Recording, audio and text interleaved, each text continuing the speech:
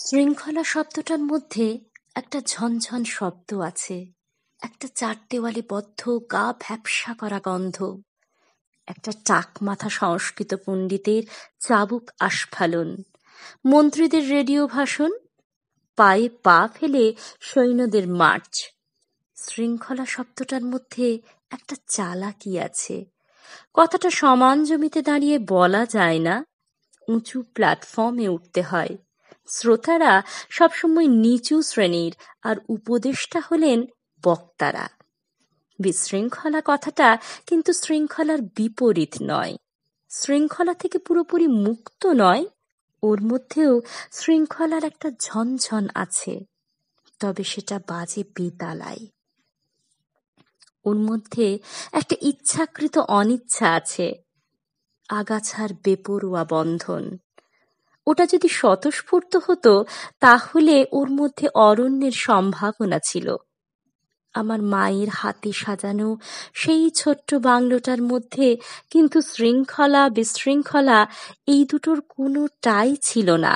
যদিও একটা পাপোশ পর্যন্ত 1 ইঞ্চি সরাতে গেলে মনে হতো বাড়িটার ভারসাম্য বুঝি নষ্ট হলো।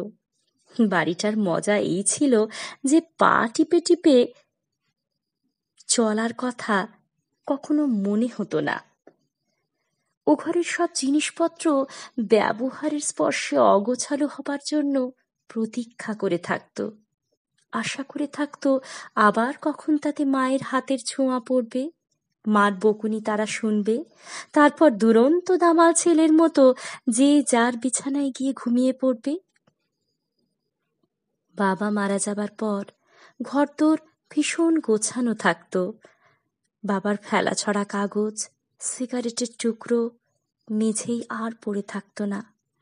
পড়ার টেবিলে ব্রেকফাস্টের খালি থালা, খাবার টেবিলে বই, একটা জামা বের করার পর কাপড়ের তোলপাড় আলমারি, এসব কিছুই আর হতো না।